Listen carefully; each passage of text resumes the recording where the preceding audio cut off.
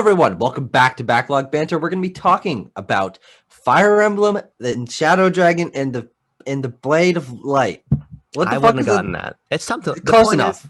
we're talking about the new old Fire Emblem game coming to Nintendo Switch this The December on new December Fire 4th, Emblem game. quote unquote, which is actually Yeah. just a localized and enhanced version of the original NES Fire Emblem title. Yeah. Kind of came out of nowhere, and by kind I mean completely. Yeah. Um, I Thanks, woke Nintendo. I woke up this morning to people saying that the Korean Nintendo page had leaked this. Oh, I didn't even see that. Yeah, and then I was like, maybe who knows? Who knows? I made the face and sounds you made because I just woken up and I rolled back over, went back to bed.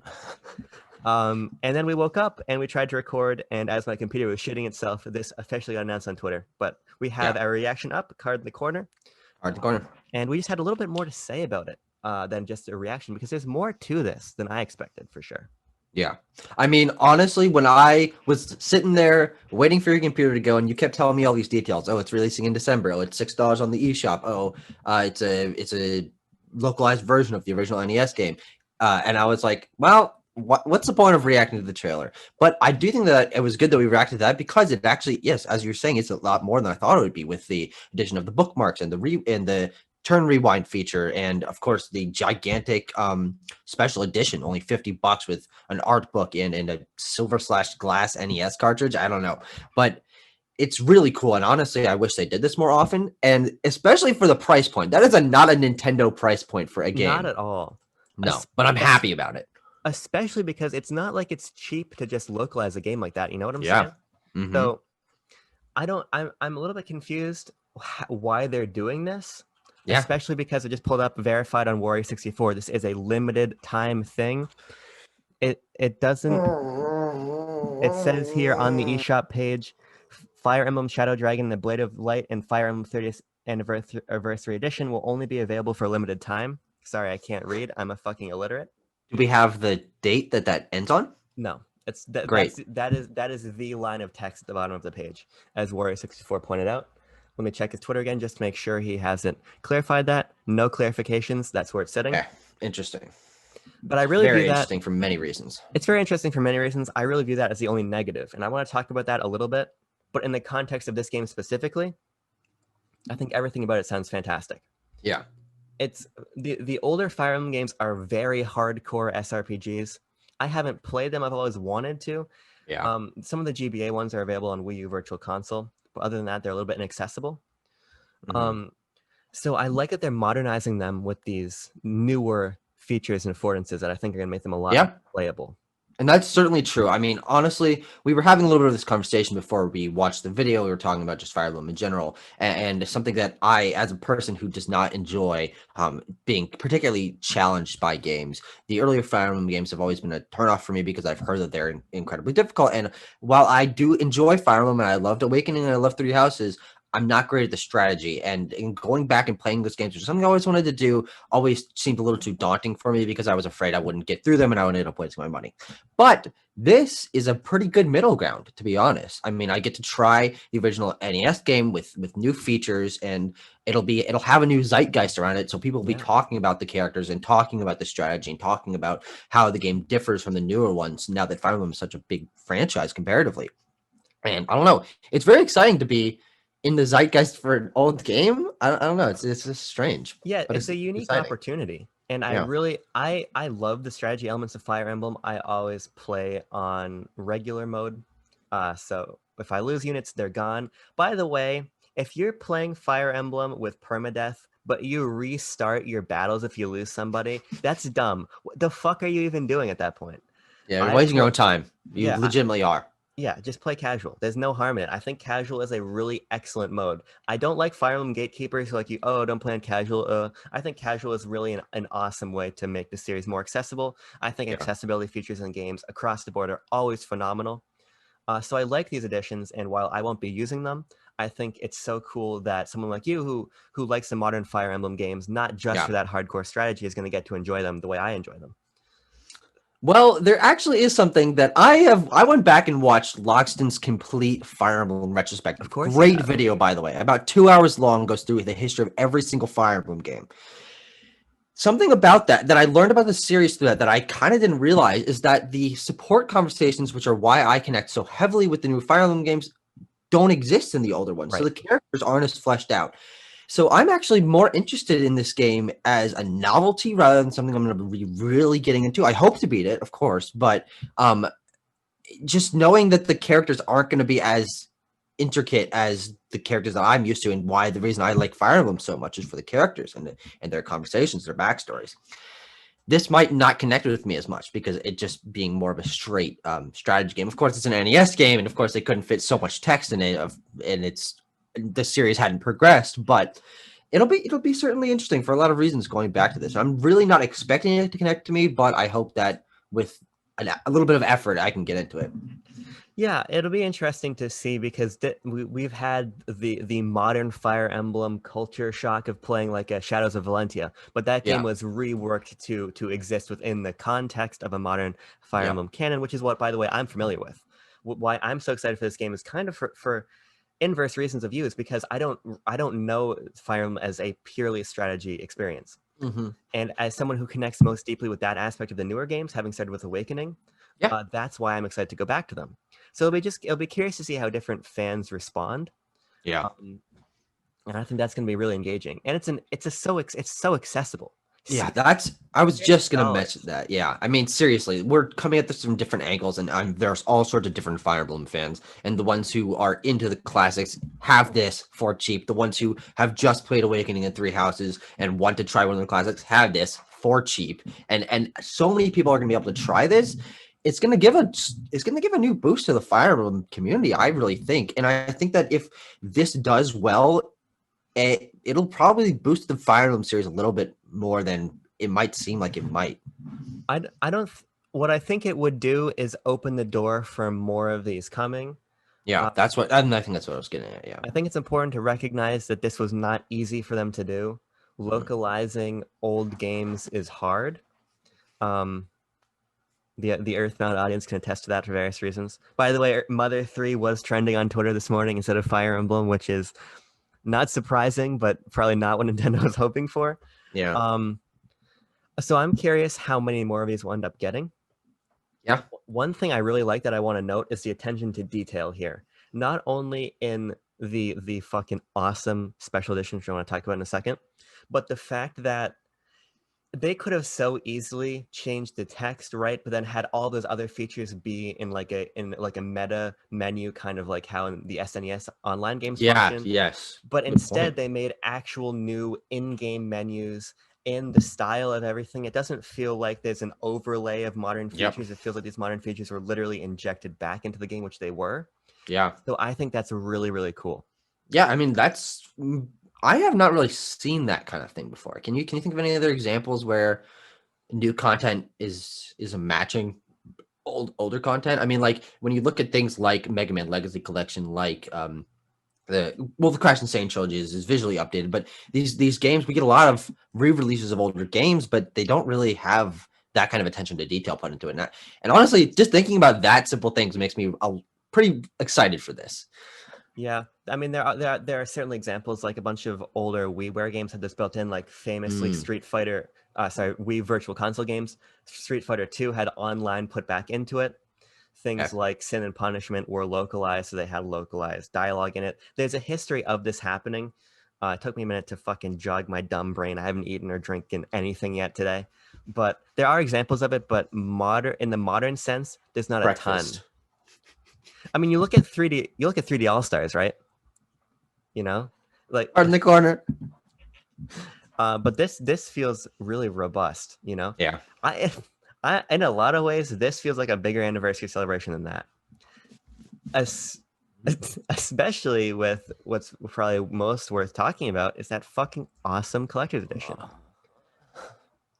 I don't buy collector's editions almost ever. no, The yeah, me last one, neither. the last one I bought was for Metroid: Samus Returns, and it wasn't even a very good collector's edition, but it was only $10 more. So I wanted to support Oh, the okay, game, and I got a sure. soundtrack and a keychain. But it was a soundtrack and a keychain, you know? Yeah, and I've never bought anything even close to that. The only thing that might resemble is the Cave Story Plus release on Switch, which had the soundtrack and the keychain and the art book in the case already, but it was just a normal Switch case. Which, by the way, good job to Nicholas. I mean, I know that they are kind of scumbags with Yeah. this Cave Story property, but they did a very good release there. Wonder Boy and a Dragon's Trap has all that stuff in it too, which is really cool. Yeah. Um, But this at $50, I'm tempted. I'm very tempted. I did buy. I had to jog my memory for this one. I did buy the either $80 or $100 edition of Kingdom Hearts 3. I didn't know that. I don't really know why I did, but I did. Yeah. I was like, ooh, it comes in a bigger box. I like things, and I bought it. Oh God. But this would be more organic for me to purchase. I Yeah. think. I mean, the game is $6, so you're paying like $45 for this stuff, but it's cool stuff. Yeah. Like that fucking replica piece of the NES cartridge, Yeah. the awesome throwback Nintendo Power poster, the replica box, all of these things for a collector like me.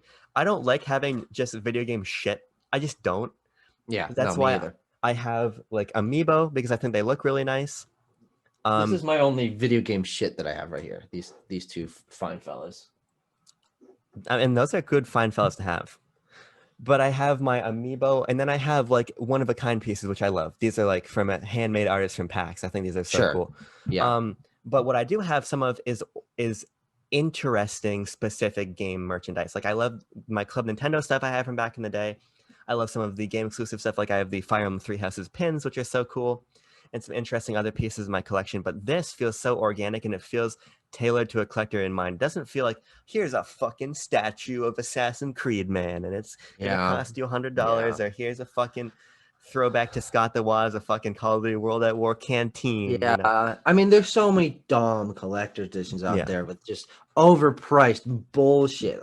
The Marvel vs. Capcom Infinite, that infamous Infinity Stone Easter egg collector set, or like Fallout 4 with a Pip Boy that doesn't work. It's like, guys, just calm down. Put out something that people care about. And this, I'd like to spin off to the point that you made about this being a real anniversary celebration thing. Like, there's just so much care put into this in a way that 3D All Stars just did not get.